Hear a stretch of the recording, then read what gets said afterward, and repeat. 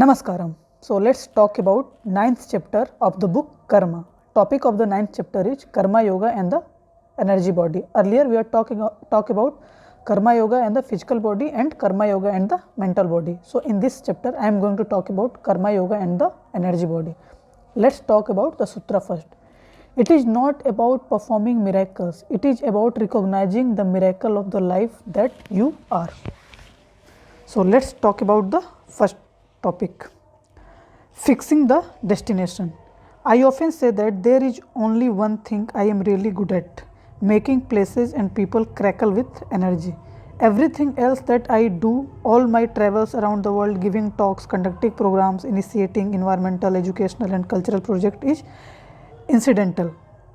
This does not mean I do not value the work that I do. I throw myself wholeheartedly into all of it, but my primary area of expertise is life energy. I am an energy mechanic above all else. Karma Yoga on the level of energy or pranic body is vital for many reasons. For once, it can transform or regenerate the energy body in such a way that it is not just born anew but actually stay new. No matter how much exercise or hatha yoga you do, how carefully you watch your diet, your physical body will age and decay. The mental body is a wonderful instrument, but it can also rust with age. There are many who find that their memory is not as sharp as when they were younger. The energy body, however, can be completely unaffected by the aging process. You can maintain it just the way it was when you were born and keep it in mint fresh condition until you die. The impact of a strong energy body on your life and on the world around you is tremendous. For many, it can seem near miraculous. At the ISA programs, participants are initiated into what is known as Kriya, a powerful yogic process that renews and reinvigorates the energy body. I call it the path of inner action because it does not involve the physical or mental body. It is action purely on the level of energy. If practiced regularly, it ensures that the energy body stay vibrant and alive. If you are able to maintain your energy body like that of a newborn infant every moment of your life, you will find the external and internal circumstances invariably unfold in the best possible way for you. There is yet another reason why working with the energy body is beneficial. It is the most direct way of addressing the tricky dimension of one's karmic inheritance. I call it tricky because the karmic residue is not a body by itself, but a dimension that occupies the physical, mental, and energy bodies. Addressing karma on the physical level is important, as we have seen. It can cleanse the elements, help minimize physical memory, and through the practice of hatha yoga, it can revitalize and upgrade the system. Addressing karma on the mental level is also important. It can create a paradigm shift in the way you live your life and inhabit this moment. However, when you address your karma on the level of energy, the process is deeper and swifter, and it rapidly accelerates change on all the other levels. Above all, it is capable of changing your destination.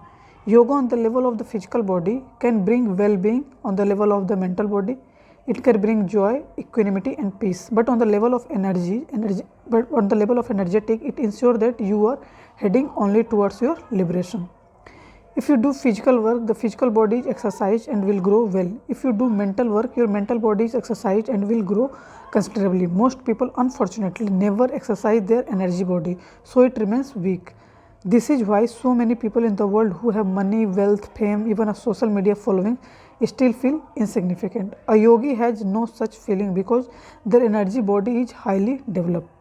The same life event could leave a different imprint on different people. A marriage breaking up could be a boon for one person, but another may be mentally broken, another physically sick. Whatever you eat, drink and breathe is energy.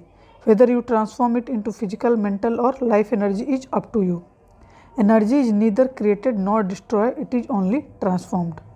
It happened. Sankaran Pillai was looking for a new residence. While apartment hunting, he met a landowner. The landowner asked him, "Where have you been staying all these years?" Sankaran Pillai mentioned that he had been in one part of a town a month ago, another part of the town 2 months ago, and in a completely different district 6 months ago. The landowner grew suspicious. Why do you keep shifting residence? Do you have many enemies? No, no, I do not have a single enemy, Sankaran Pillai declared breezily. But for some reason, all my friends hate me. Describing enemies as friend is, of course, mere euphemistic wordplay. It bears no relationship to reality. Many choose to live their lives at this superficial level. They opt for self improvement rather than self transformation, hoping that a life of tepid affability and general agreeability will take them to the ultimate. They forget that the social has nothing to do with the existential. This is why Karma Yoga has to be approached on many levels.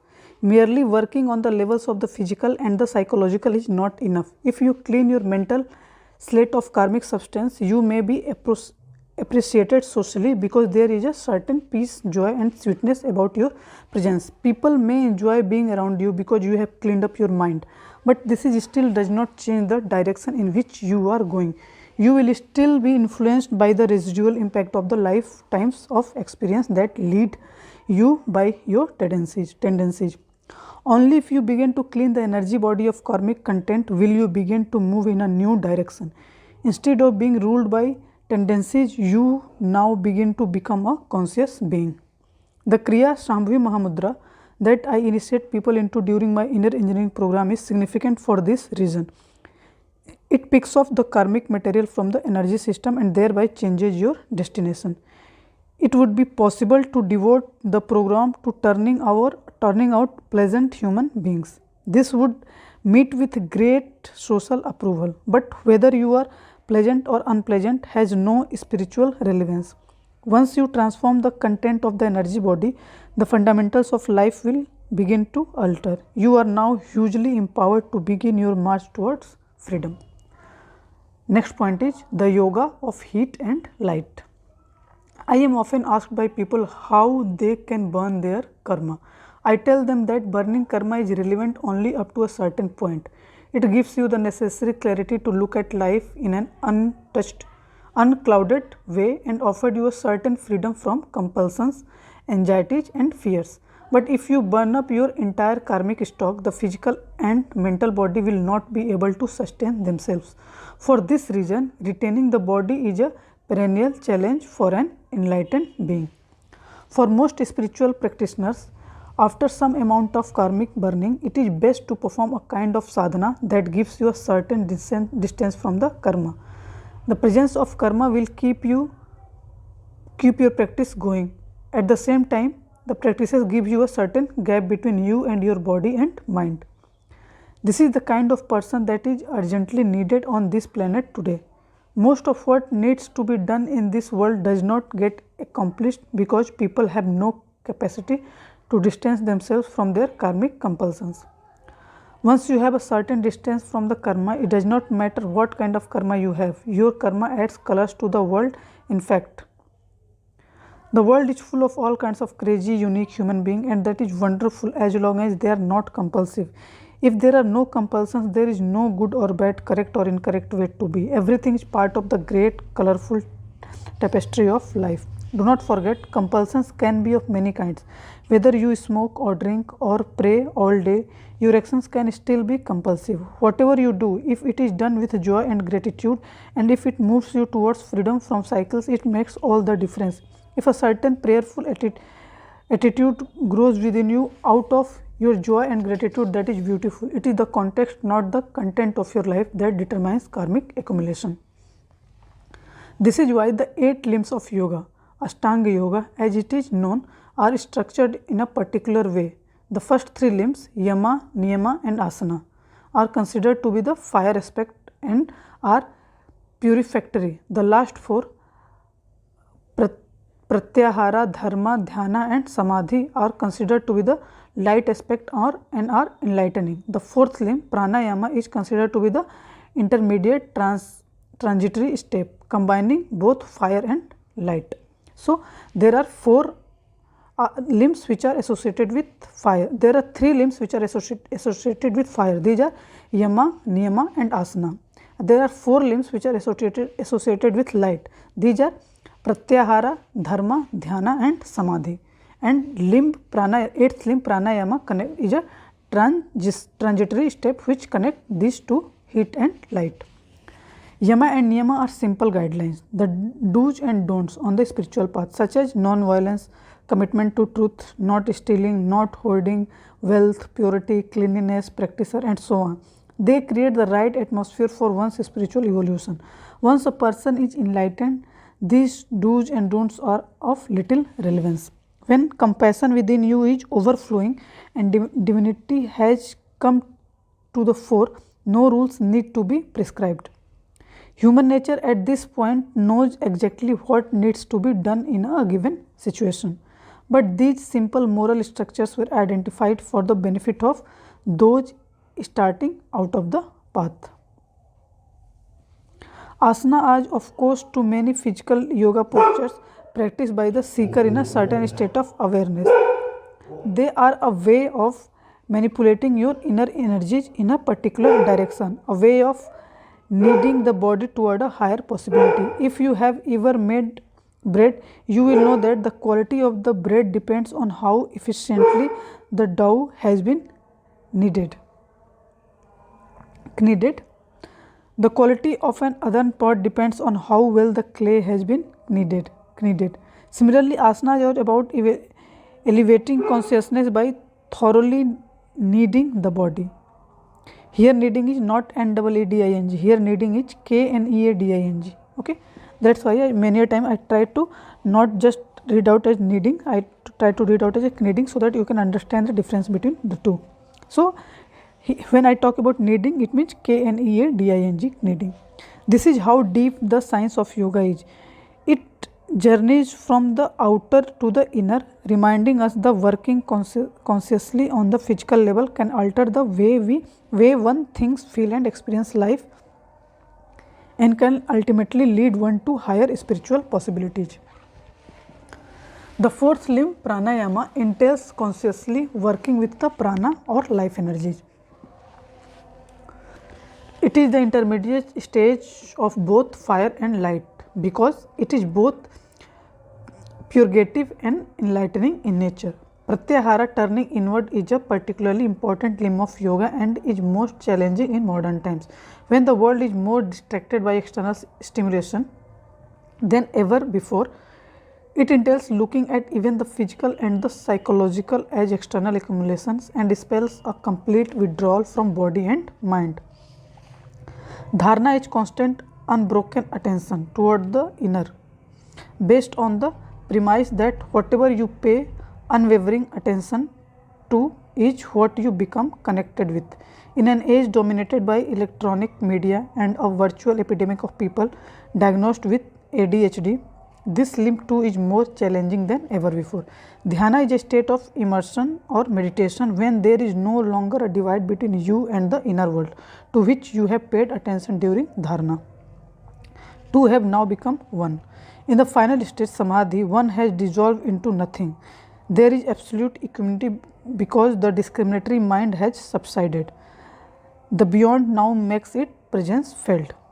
Purification or karmic burning is necessary for those who are entangled and compulsive.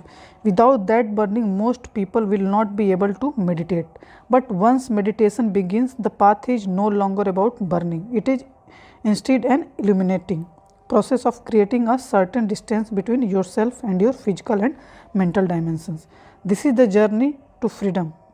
Most spiritual practitioners will vouch for this. 90% cannot meditate only after a practice that fires them and burns up compulsive karma can they close their eyes and sit still. So the ideal sadhana is a balance between the fire and the light aspects. Personally, I am fine with the fire aspect because I cannot stand insipidity. I prefer rage to tameness and lifelessness, because those who are on fire all the time do not fit into social situation easily. So it is best to create a balance between the two. Once your allotted karma prarabdha is handled, a certain inner space is freed up within you. This gives you the room to perceive life with a certain clarity. You need not work out everything else because you now see that the entire karmic influence is illusory. Once you have that clarity of realization, it is easy to drop it when necessary. Working out your entire accumulated karma, Sanchita, is a very long process because the accumulation is massive. So, do not try to investigate the content of your warehouse. It will take forever to go through and it might well engulf you. The danger of sifting through your karma is that you could well find precious elements that you want to preserve. Just handle the allotted karma and make use of the clear space to drop the accumulated karma altogether. The moment you close the retail outlet, the warehouse looks like meaningless trash. So when the time comes, you simply dispose of the entire warehouse wholesale with all its content and storage facility. It is the sun that has turned water into a cloud and gives it a silver lining, but the cloud is now blocking the sun. You could write endless poetry about this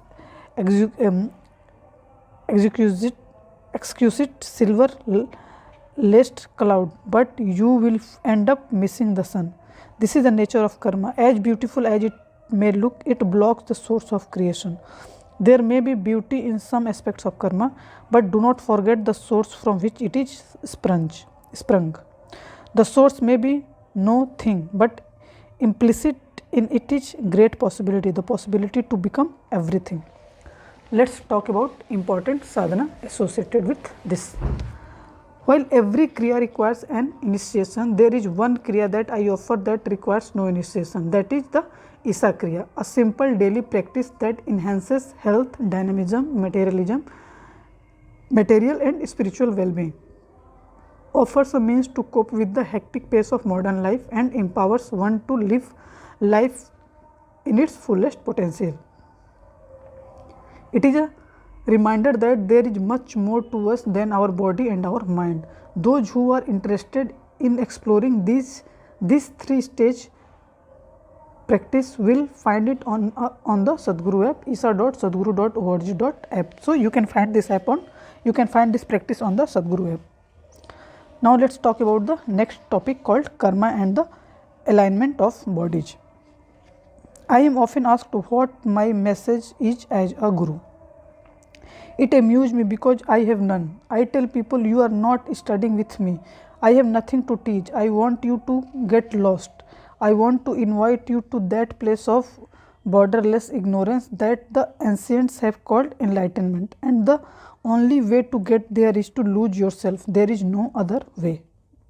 Teachings will not get you through the many insidious karmic blocks in your life. The karmic walls are like sheets of glass. If they were like walls of brick, you could see them and you could break them. But the problem with sheets of glass is that everything seems to be open, but when you try to reach out, you are locked in. A teaching after a certain period of time becomes a block by itself. You will twist it to your convenience. People have done things to teachings all over the world. Initially, a teaching has an impact on you because it is new and you have no clue as to how it works. But over a period of time, you will start twisting it to your conveniences. You will make the teaching support you. This is counterproductive because the teaching is not meant to support you, it is meant to demolish you. Once a teaching has become a source of convenience, it is no good. This is why a guru talks from so many different dimensions that seem contrary. The aim is not to allow you to settle anywhere. The moment you settle, you will start using the teachings to your advantage. This is always why a guru always offers an energy-based practice. Just doing a daily kriya every morning, sitting and breathing in a certain way can decimate these karmic blocks. If you do not fully understand the teachings, it's okay. If you keep doing the practice, after some time, you find a new sense of openness and freedom in you. That is always the bedrock you can rely on. Work on the level of energy body is about an entire recycling of your energies. When this recycling is underway, it will bring back many impulses, compulsive behavioral patterns, mental habits and emotional whirlpools. This is inevitable and it is nothing to be afraid of. This is simply what we mean by karma. When you start cultivating your energy to access a different dimension, the karmic cleansing is inevitable. This is because the whole karmic structure is being dismantled on some level. With constant practice, the aspiration is to unburn the pot, to dissolve it into pure clay. You are melting the frozen complex of habits and predisposition into pure energy. Only when your energies become this fluid can you sit and meditate. This is because you have now become pure life. You are no longer a bundle of thoughts and impressions. You are in a state of receptivity to grace. Remember this, there is no utility to a spiritual process. You cannot use it, but you can be transformed by it. Transformation means that you lose your original form and are completely willing to take a new form. You become an unburnt pot, as it were. You can no longer be filled with water, but as pure clay, you are capable of taking on an endless number of forms. There is a well-known Indian folktale about the immortal love of Sohni and Mahiwal. Sohni crosses the river each night to meet her forbidden lover, Mahiwal. Since she belongs to a family of potters, she uses an earthen pot to stay afloat and make her way across the river. But one night, her sister-in-law, who wants to sabotage her sacred romance, substitutes an unburnt pot for a burnt one. Inevitably, the pot melts and Sohini is engulfed by the swirling waters, a tragic end to this love story. Try as we might, neither love nor the spiritual process can ever be made utilitarian. They are simply part of the beauty of life. The moment you try to harness love or spirituality, you find your arms are empty. The moment you try to concretize them, you end up with a marriage or a religion. You may acquire many other things, a home, a family, a God, a heaven, but you lose the very exuberance of life. When you try to institutionalize an inner experience, all you are left with is an institution. So once your energy begins to rise, you will find your life suddenly seems more eventful than before, internally and externally. The important thing is not to hesitate, but to keep the practice going full throttle. The yogic kriyas are structured in such a way that they will never cause you any harm. As we have seen earlier, there can sometimes be a mismatch between the physical body and the energy body. Suppose you took a little car and attached a powerful engine to it. It could be a disaster. The car would fall apart not because the engine is bad, but because it is too good. Similarly, if your energy body is greatly enhanced without enhancing the physical body or working with the karmic substance, it is possible that one or the other will collapse. Any attempt to empower the energy body therefore must be accompanied by work on every other level. Before people are initiated into powerful kriyas, they need to be a rigorous amount of sadhana. Without physical practice, people cannot experience the kriyas in all their depth and intensity. When preparing for initiation into powerful kriyas, practitioners must also prepare the mind. They need to expand their set of identifications to widen their understanding of who they are. When they are reminded that their ability to respond extends to the entire cosmos, not just to the family and community, that inclusive involvement is far less entangling than selective involvement. That they are parents not just to their children but to the entire world. The karmic structure loosens considerably. Now it can accommodate a considerable expansion of the energy body. If energies expand when the karmic substance sits tight upon you, you could feel like you are being ripped apart. This can be hugely disruptive to your life.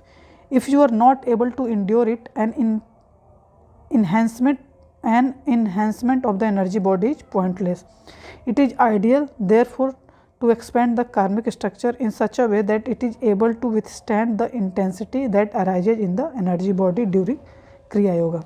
Next point is, when my energies touch the peak. The way in which energy transformation can manifest physically is something I knew firsthand. At the age of 25, when I had my first experience of life beyond my physical and mental faculty on a hill in the city of Mysore, I had no idea what had hit me. Things started changing rapidly after that. Much was internal, but there were external changes too that no one could miss. My voice changed for me. The timbre and quality were distinctly different.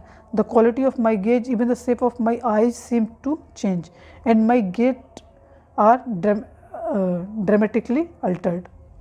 I tried to resume my old way of walking, but I could not. The way, the very shape of my body had changed, and I am in absolutely no doubt that the shape of my brain changed as well. The realignment of the chakras or energy center in the human system can produce dramatic results. Energy intervention can completely rewrite the system and alter the impact of genetic, evolutionary, and elemental memory.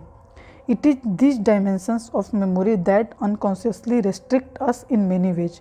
To become free from their impact or to learn to disconnect from them when necessary is a very important aspect of yogic practice. Let's talk about sadhana related to this. Depending on the volume or type of karma you have gathered, you have developed certain vasanas that make you move in certain directions and attract certain life situations and people towards you. If you find that you are constantly attracting the wrong people into your life or drawing unpleasant situations towards you, it is important to pause, take a backward step and see how to redraw this software that has been unconsciously written into yourself. It is like this. Suppose you are driving and your car goes out of control. What is the first thing you would do? You might want to gift it to your enemy, perhaps. But after that tempting thought, the first thing to do is to apply the brakes and stop it, isn't it? It is the same with your life. When things are going out of control for no explainable reason, you need to turn off the engine for a while. Bring the whole machinery of thought, emotion and action to a halt for a short while. Just the act of pausing and attending to your interiority for a short period will make the difference. You will see things will correct themselves. You need to do nothing else. You do not need to call for divine intervention. You need not call for angelic help or astral guidance. You simply need to pause. You will find that your mind and body work miraculously after this, simply because you gave your system the necessary time to fix and redraw itself the way it wants. Next point is sacred spaces and the karmic fast forward. Energy interventions are possible in many ways. One is through Kriya Yoga under the guidance of a master. Another is by simply living in a space that is energetically vibrant and consecrated in a particular way. There are many empowered sacred sites in the world. These energy centers, called Tirtha in Sanskrit, are simply an invitation to seekers to sit and marinate. Like soaking a soiled cloth in detergent, merely soaking in the energy of these places can remove karmic stains that you are unaware of. The powerful spiritual legacy of countless mystics pervades the Velangiri mountains in southern India. The Isa Yoga Center in Coimbatore is situated at the foothills of these majestic mountains, a location offering tremendous possibility for spiritual growth. The center itself has been consecrated in a powerful way so as to accelerate the karmic process. Making use of such a place does not take any belief. People do not have to see me as their guru to make use of it. It is even absolutely fine if people have a problem with me. If they know how to make use of the space, everything they could possibly need for their spiritual growth is right here. I encourage people everywhere to come experience this possibility. The place is simply loaded with energy. It is the kind of place where transformation that people would consider miraculous are possible. All it takes is to simply close your eyes, sit in the space and soak it in. As a guru, I am often asked why I do not perform miracles. I point out that we are surrounded by miracles all the time. The soil that you walk upon transforms itself into flower and fruit. A flower transforms filth into fragrance. Time transforms a rock into a diamond. The miracle that I am, the miracle that I want to manifest on this planet is that it is possible to be involved and immersed and engaged in this world and yet remain untouched by it. There are many around me today who embody this miracle. This for me is the only miracle that counts. There are sites all over the world where immense spiritual power is centered around a specific form or sanctum. The Isha Yoga center has Dhyana Linga and Linga Bhairavi, which are powerful energy centers. However, what is more unusual in the center is that the entire space is saturated with spiritual energy. This is for one because there are multiple consecrated shrines across the entire premises. This is also because of those wonderful mystics who have lived in these surrounding mountains. It is their aspiration and intention to make this grace available to all. It has been a privilege for me to create a center in a land sanctified by their presence. Different energetically intense space, other different possibilities. But at Isha Yoga Center, we ensure that the only possibility is to fast forward karma and hasten the spiritual progress. Nothing else is relevant. There are many places all over the world that pulsate with raw energy, but this is one where the energy is calibrated to assist you on every step of the spiritual path. Once the energy of a place is set in a certain direction with a particular intensity, nothing will escape its influence. Every being in the vicinity will start moving towards it, unconsciously or consciously. This has nothing to do with a teaching, it is just life longing for itself. Certain geography can certainly accelerate the karmic progress, but do not expect it to be joyful all the time. In intense spin cycles, there can be moments that are challenging, but it is all worth it when you find yourself emerging from the cyclical nature of the karmic process and from the terrible rut of rehearsing the same story over and over. The longing for liberation or mukti is not because life is miserable. When you are miserable, you long for heaven, not liberation. The longing for liberation arises only when life is good, but you naturally want to evolve to the next dimension. You do not want to go through the tedium of the same cycles times and again. Next point is karma and the energy body at birth. One can know many things about a child at birth. Most people notice that some infants are bright-eyed and observant, others seem quieter, some move their limbs more, others are less active.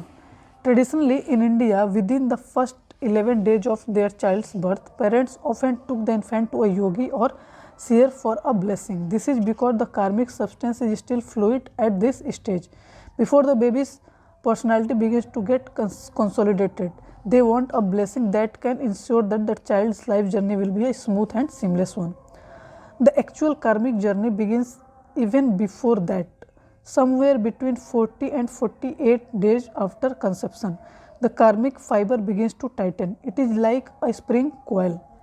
Depending on past information, the strength of the physical body, the tenure of the nature of the parent, the type of the conception and the various other factors, the karmic fiber chooses a certain amount of information that winds itself into a coiled spring. If I look at the tension of the karmic fiber, I can often estimate when a person was born and approximately when they are going to die. Of course, accidents or unintended damage to the body can occur, so not every person is able to work out their allotted karma. However, barring accidents, most people karmic coil unwinds at a certain pace. Those who are capable of sitting still will find that their karma unwinds rapidly. Those who lead active life pile up new karma, so the process is slower. Nonetheless, the karmic coil continues to unwind, so it is possible to assess how long the karmic journey will continue for a person if they live a standard life. If they come in touch with a guru, of course, these predictions are no longer possible. With a spiritual master's interventions, the karma can be released rapidly if necessary. Next point is aging and death. Toward the end of person's life, as the allotted karma reaches completion, the energy body begins to grow feeble.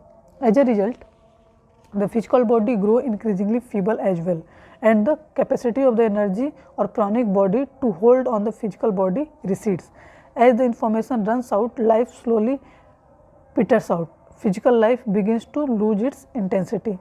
This is why you may notice that even a person who have lived a very base material life often seems in the last few days because their death to carry an air of eternal peace, maturity and wisdom. Such a person is much less attached to people and less shaken by external situations. When the pranic energy body is feeble, it will slip out of the body. This is what we call death by old age. The doctors invariably diagnose this as an organ failure or of some sort, but the fact is just that the person has slipped out of the body because of the feebleness of the energy body. This is the ideal way to die because you are not being forced out of the body, you are naturally moving out. This is a good way to go. However, how rapidly you empty your allotted karma depends on how swiftly you are willing to move from one aspect of life to another. If at 80 you still think you should act as you did at 18, you are in trouble. You will die an unnatural death, because even if you live to 100, your body will run down, but your karmic information will not. Now, if a person's allotted karma is not worked out, but their body breaks for some reasons, perhaps they crash their car or drink themselves to death or contract some fatal disease, their karma still remains. The same volume of allotted karma is still present, which means that the person's individuality is still strong. Such a disembodied being is in popular parlance termed as ghost. Their allotted karma and energy body is still intense, but there is no physical body to support it. The intellect and the discretionary capacity of the mind also goes at this point, but a bundle of tendencies or vasanas remains. Such being exist now not on the basis of discretion or conscious volition, but on the basis of their tendencies, which buffet them about without any violation or their part. Since they are ruled only by tendencies at this point, the karma takes much longer to work itself out. Basically, this means that if you function unconsciously, your karma rules you absolutely. As soon as you function with some awareness, the power of karma over your life weakens. In life beyond the body, discretion does not exist. So, karma rules absolutely. If you have pleasant karma within you, it gets magnified, and if you have unpleasant karma within you, it gets intensified. It is these internal conditions that are referred to as heaven and hell in many traditions. This is why it is so important to address your karma when you are in embodied state. At this point, you can work out in 10 years what might take 100 years in the disembodied condition.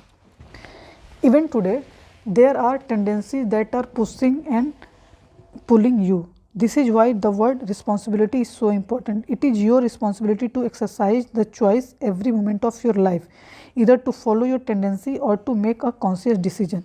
If you live with this sense of responsibility, your tendency will not rule and your future will not mimic the past. There is much terror in the world around the idea of ghosts. Since the allotted karma is still strong, their presence is felt a little more strongly for a little while.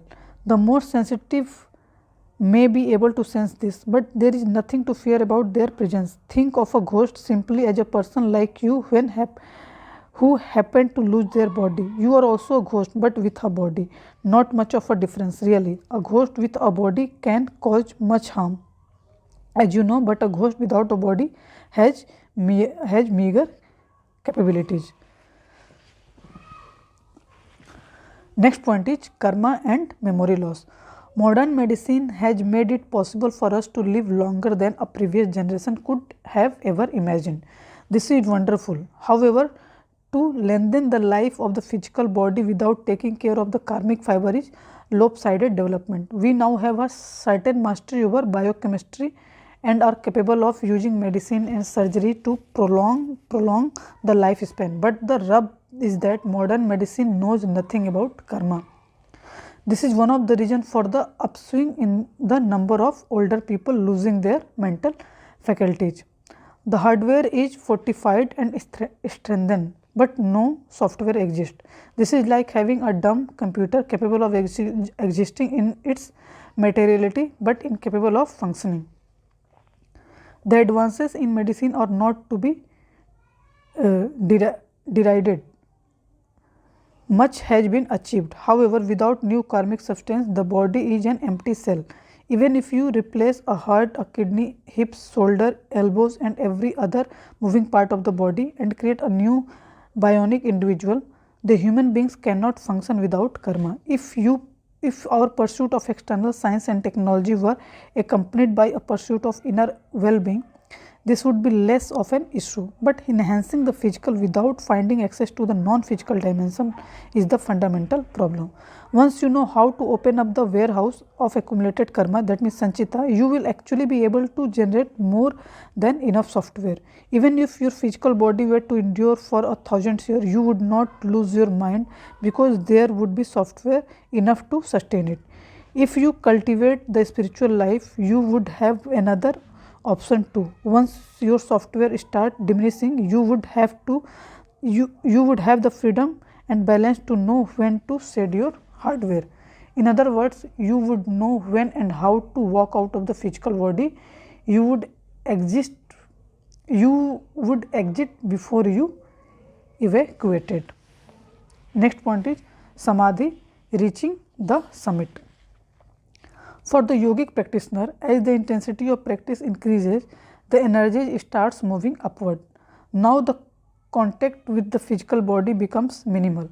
If this goes beyond a certain point, the person attains what is known as samadhi. Sama means equanimous and dhi refers to the intellect.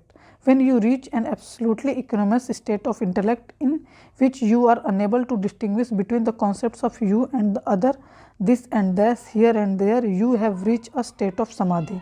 A mirror simply reflects everything, nothing sticks to it, no residue is left upon it, and it never makes any judgment about what it reflects. It does not discriminate between pleasant and unpleasant, beautiful and ugly. When your mind becomes like this, you are in a state of samadhi. When all these distinctions drop away, the life energy no longer clings to the body. At this point, it starts dislodging itself from the physical. If you remain in this condition for an extended period of time, you could well slip out of the body. This is why people in these conditions are kept protected in spiritual communities. This protection is necessary because the slightest jolt or pinprick to the system can make people in these states leave their physical bodies for good. They are so much on edge and their contact with the body is so fragile that this is a very real possibility.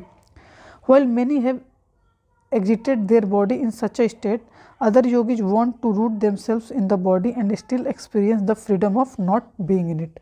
This balance was required when I needed to do a certain kind of energy work. In order to consecrate the Dhyana Linga, I needed people around me who could be intensely active and meditative at the same time. This is a rare combination because when energies are rooted in the body, you are fit for survival but not for transformation. When your energy contact with the body is minimal, you can transform rapidly, but survival is precarious. What makes transformation so rapid when energy contact with the body is minimal? Essentially, the fact that your energies become very fluid.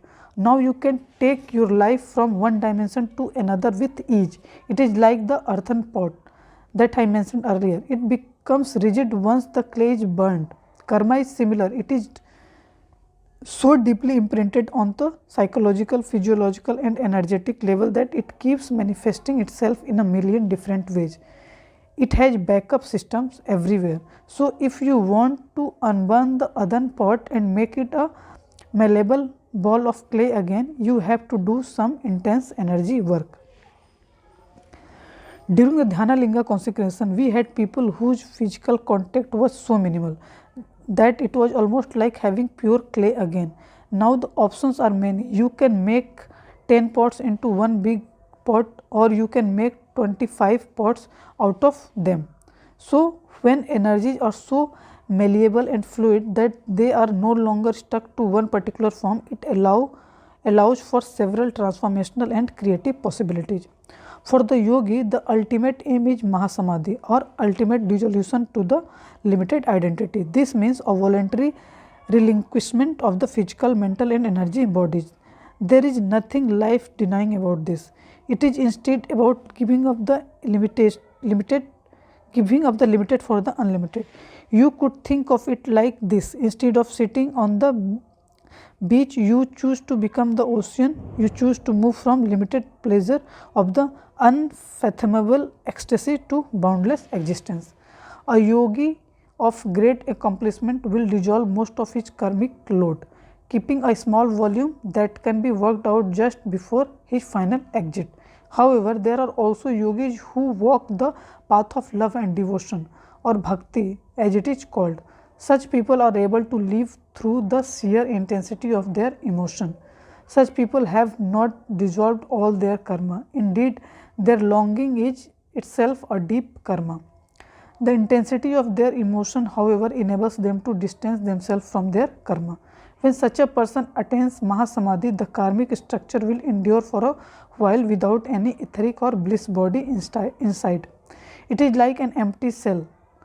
This karmic cell will fall apart in time, although it sometimes need to be broken to hasten the process. Next point is Avadhutas, beings of bliss. Avadhutas. The purpose of yoga is to open up various space within you that are not you. Initially, this dimension of not you may be just a speck. Gradually, as you nurture it with practice or start clearing karmic debris, this space starts expanding. A day comes when this space occupies everything within you. That is when we can say you have become truly meditative. You are now in a state of equanimity of samadhi, when the dance of duality no longer touches you. You can play the external game if you want, otherwise internally you are fine just as you are. You are not identified with the game of me and you anymore. Those who limited identifications have dropped away so completely that they are unable to function in the outside world, are known as Avadhutas in Sanskrit. Avadhutas are mystics who have journeyed so far beyond worldly consciousness that they turn utterly childlike. They are sometimes even perceived as crazy. They have dropped the intellect so completely that they do not know how to survive in the outside world and have to be looked after. Such internal states may not last forever, but they do last for length of time, sometimes for years. These are blissful and wonderful states, but social situations need to be supportive for people in such conditions, because they cannot look after themselves. Traditionally, however, such people were celebrated in India. There have been Avadhutas all over the country, wonderful beings who have been revered for centuries after their time. For small periods of time, it is good for people to go into these states. It is a bit like sweeping the lowest floor of your karmic structure. It takes enormous awareness to reach so deep within yourself and undertake such cleaning. But in this kind of state, one can reach the bottom very easily. An Avadhuta is in such a state of bliss that they have no karma, no bondage, and everything is naturally cleaned up for them. So, yogis sometimes remain in such states for periods because it is the quickest path to liberation. However, at the time of leaving the body, a yogi will emerge from this state. This is because it takes awareness to relinquish the body. The key thing is to leave the body in a state of consciousness without creating further karma. Next point is retaining the body after bursting the karmic bubble. How do enlightened beings survive? Is it possible to retain the physical body after breaking the karmic bubble? Is it possible to live after burning up all one's karma? It is, but it takes engineering. Since enlightened beings no longer have a karmic footprint, it is very difficult for them to retain a physical form. Yogis have various tricks to accomplish this. One option is to perform conscious karma to retain the body. Many mystics down the ages have done this. Otherwise, the temptation to leave the body is very strong once the karmic bubble has burst. Different yogis have created different methods. Many have maintained some simple conscious attachment, either towards spiritual missions or towards food. These are simple desires that they can drop at any time. Those around them have often been confounded by their behavior. How could someone so spiritually elevated be attached to something so worldly? But it is usually a conscious need to create karma in order to retain the physical body. Soon after the consecration of the Dhyana Linga, my energy body was severely damaged. I had used it intensely and freely, and it was unfit to continue life in anymore. Medically, I was a walking disaster. Lumps would manifest in different parts of my body, but 10 days later they would be gone. I would go for a blood test one day and doctor would diagnose various bizarre disease, but a month later there would be no evidence of these. I was doing my best to restore the energy body, but I also sought medical diagnosis to find out the extent of the physical damage. There is no way I could have sustained my life at this time had I not linked my energy body to the energy system of some other beings. I seldom talk about the details because it would sound like some fairy tale, but I mention this here to give you a sense of just how sophisticated the entire science of the energy body is. Existentially, no distinction exists between the life of one being and that of another, but physically and mentally there is of course separatedness. By linking the two on an energy level, you can create a certain life support system for yourself. That is what I did until I fixed my physical body. It took me a long time because I maintained a hectic work schedule through it all. Mixing up one's life energy with those of others is a way of extending one's life or else of averting certain karmic events. In the first 6 months of 2005, for instance, it was clear to me that I would have a major injury in my right shoulder. This was not an injury that could be avoided by being careful. It was an inevitability. By mixing my energy body with those of others, however, I was able to confuse the karmic process as it were and avert it. It is possible to extend the human form for a very long time if one knows how. The East is replete with stories of yogis who have lived for hundreds of years. These are dismissed as exaggerations today, but a very authentic arcane science of longevity makes this possible. The question, however, is why extend human life for no reason? It requires much manipulations of life energy, which incurs its own share of karma. It is not advisable to meddle with life on that level unless there is a specific purpose for it. There is a well-known incident of mystic who sat and meditated on the banks of the river Ganga in India. One day there was a flood. He continued to meditate and was buried under the earth. 6 months later, when cultivators were plowing the land, they accidentally hit his head. His head was wounded and started bleeding. Amazed, they dug farther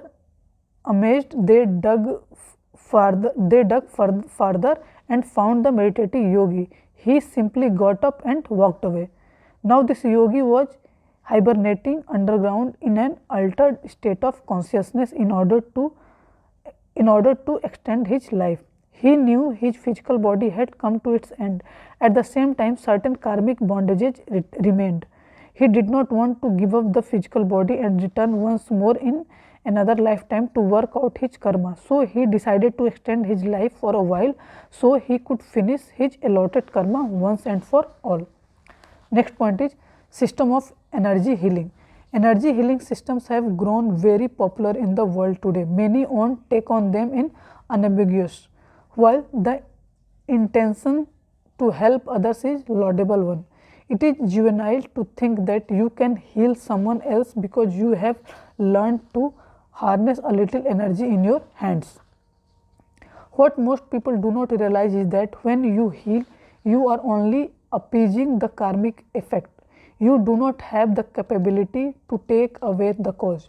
If you merely remove the effect, the cause will take effect in some other way. Let us say someone has asthma, that is their karma. As a healer, You lay your hands on them, you may be successful in removing the asthma. Now the asthma is gone, but the cause is not gone.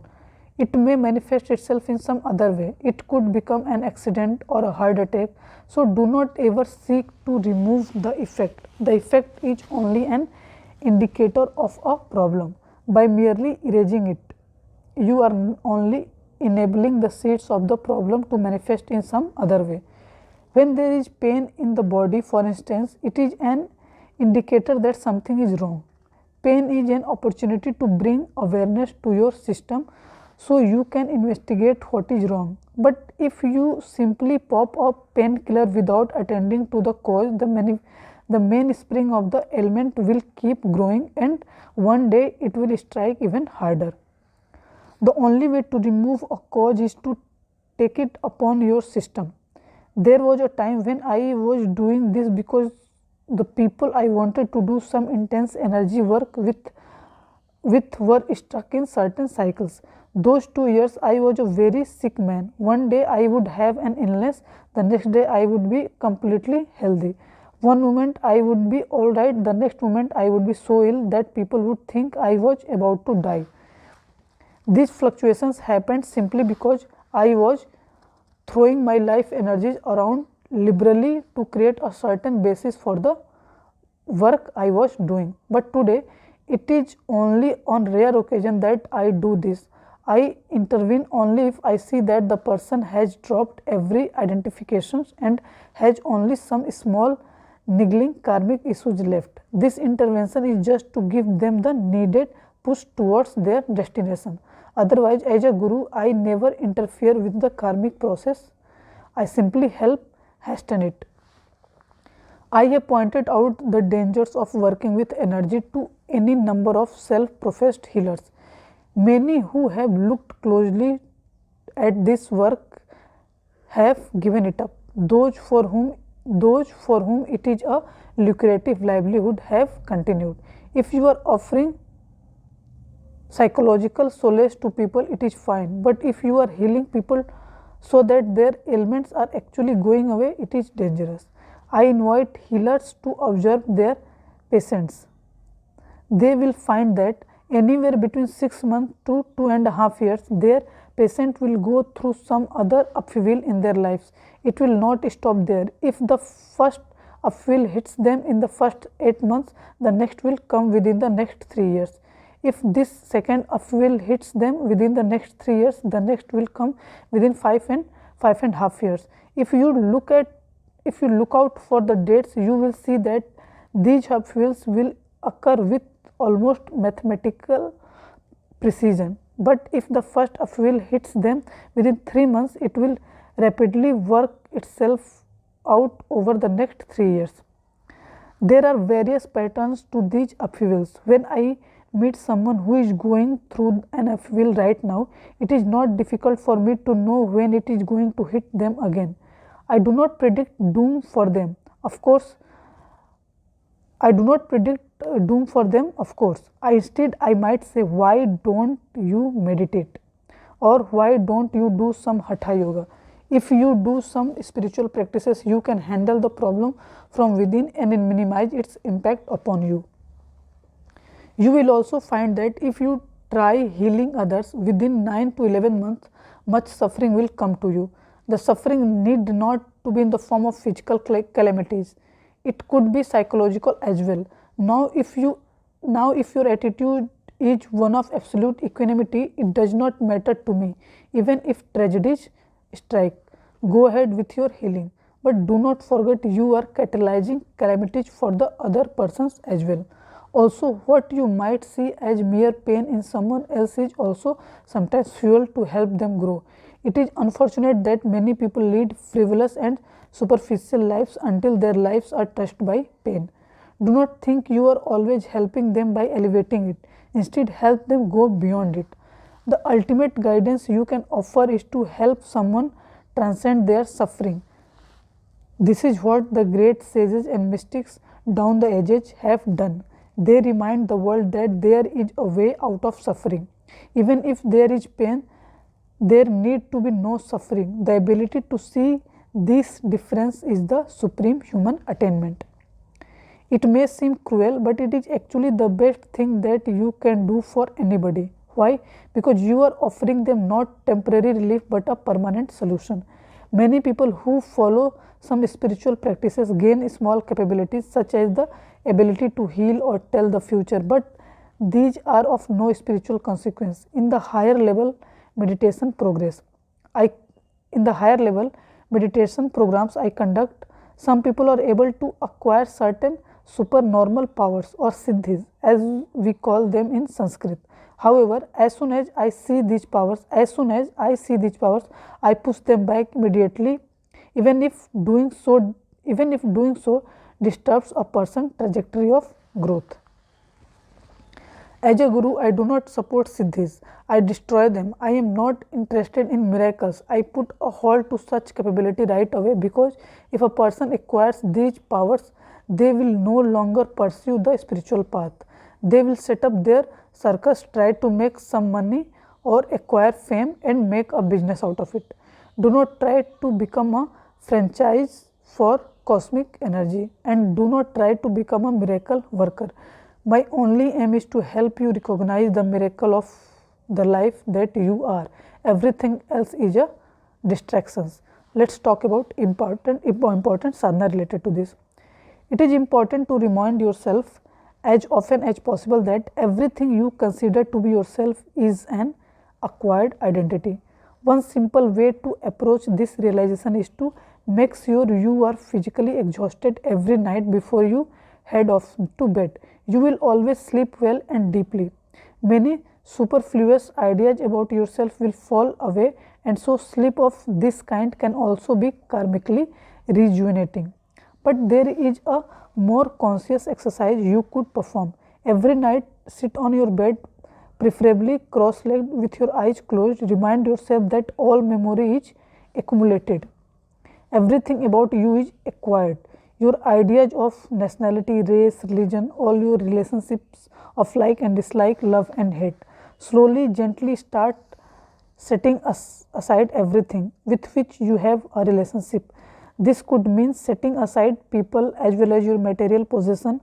Remind yourself that even your body is an accumulation. Imagining that you are on your deathbed and that you are going to die in 2 minutes. Put away everything that is not you, your sensations, thoughts and emotions. See your sleep as impending death. You may feel a certain fear and struggle within you initially, but it will pass.